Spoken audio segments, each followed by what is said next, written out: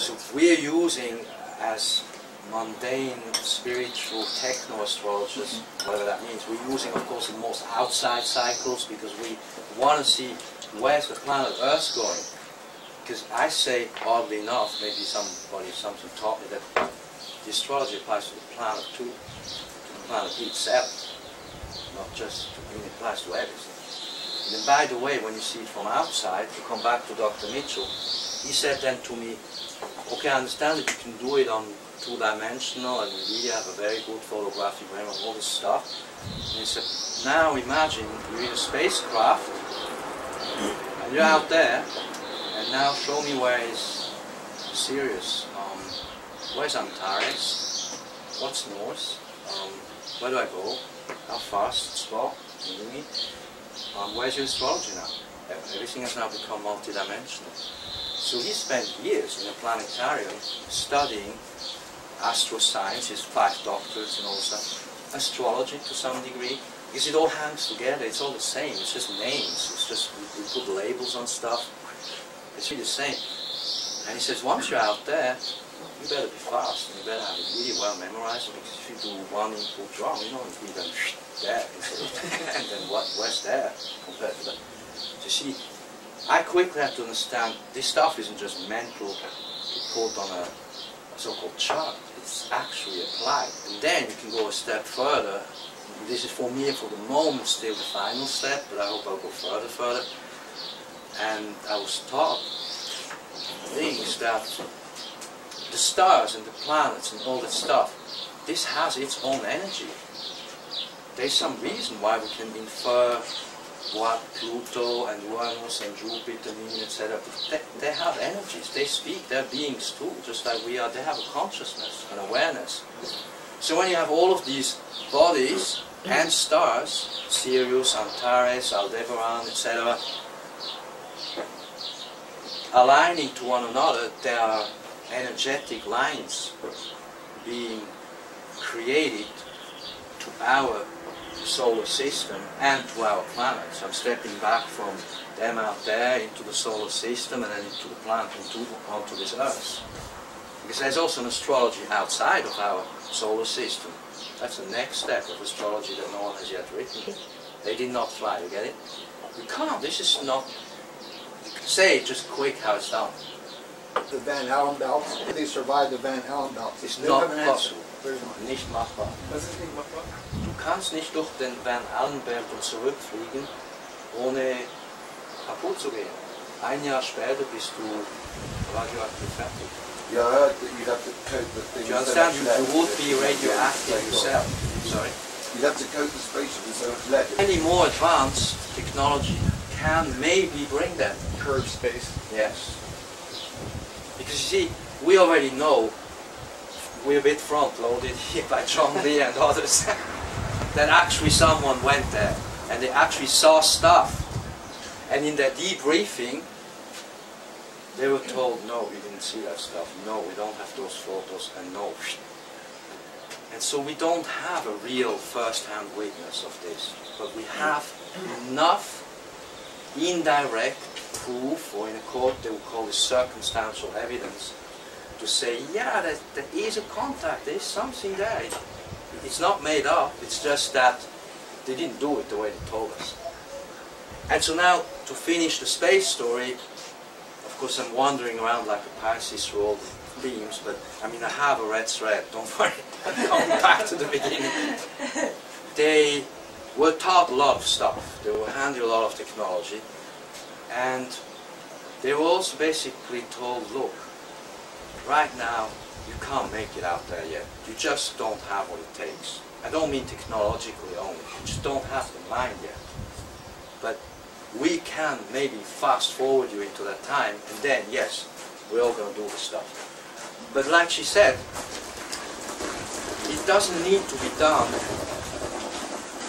through space in any kind of container that goes from point A to point C through something. I'll just try to explain to you, it's maybe spherical, it's maybe multi-transdimensional. It is possible to do what I call, what we in our own language, we have to make up our own words for things that are no words. to time travel to another place. And that's what most pretty interesting scientists are saying to me, yeah, that sounds like that would be the way to do it. So we would learn how to time travel. And then we can go to another place. You can go at night on Mars and check it out and remote view and see the stuff. And then the next day, you say, yeah, it looks like that, they're doing this and that. That's one way. Is that right? Did I sum this up more or less correct? Okay. So do you understand? You have to see things in other dimensions with a new physics that we don't even know what the physics is, a new energy, there are new propulsion technology, there are just things we don't know. It's not that it's new, it's actually old. It's just not available to us. But you can teach mankind time travel and say, sure, we came from the stars. That's why we have the knowledge we have. And you can tell them, you know, your genetics, they have been a little bit tampered with. Right now, your human mankind 2.5, maybe soon 3.0. But we come from 15 point something, and in 100 years, 200 years, get you to another level. And that's why I'm saying in the astrology, for these grand topics that I'm a little bit discussing today, I took the liberty to discuss it because I have friends here who would be a little bit disappointed if I just speak so-called simple astrology. But really, when you think of it, you know that we can fast-track time. We've just shown you how until 1940 there's pretty much Stone Age, and then all of a sudden, whoops, here we go. 25 years later we do a space race. And so by the way, everything that you have seen NASA show you, that's kind of showtime. That's just a movie to get people used to the idea that this is a concept. But somewhere not known, they're actually doing the real stuff. Some of them doing good stuff, positive, constructive for the future. Others do, you know, questionable things that are only used for questionable military operations. But it's not the only thing. So you can actually begin to learn today, in 2015, today you can learn, no matter when you were born in 1945 or 1971 or whenever, that you can yourself fast-track you into those 2045 years, 2137 is in my book, where the contact time comes from. And you can actually go see it, maybe in your dream, maybe in your inner self, whatever. And you can begin using this imagination.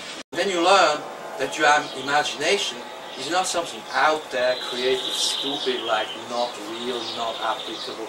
No, no, no. The stuff can be applied here and now, like almost immediately. And so how does the astrology fit in now today? And I explained today is an interesting day, right? We have Capricorn moon, the sun beautiful in Taurus, but then we have this like strange alignment with Neptune in Pisces, Saturn in Sagittarius, creating a kind of a tension there, and then across with Mercury in Gemini, the sign it rules, where everything becomes mental, quicksilvery, super fast, and soon enough also Mars in a week or two there.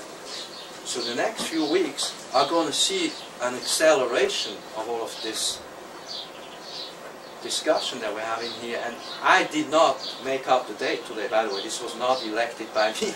It was Raymond Merriman who said, look, I have to be there on this date, and I'm here on that date, so here's your window. There you go. And so the Capricorn chose Capricorn moon. We didn't choose it, it was just given to us. Now how does this relate to the astrology with the imagination? Yes, I think to some degree Pisces is helpful. Neptune in Pisces now for another 10 years will certainly open up literally unimaginable vistas of what we could come up with.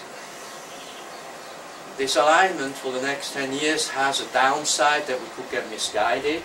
I don't like to speak about downsides because these are just mental concepts, and we can just as well take these away and say, okay, thanks, we put it to the side. What is it good for? And focus on what that's good for, and knowing that sometimes it can be a bit sidetracked.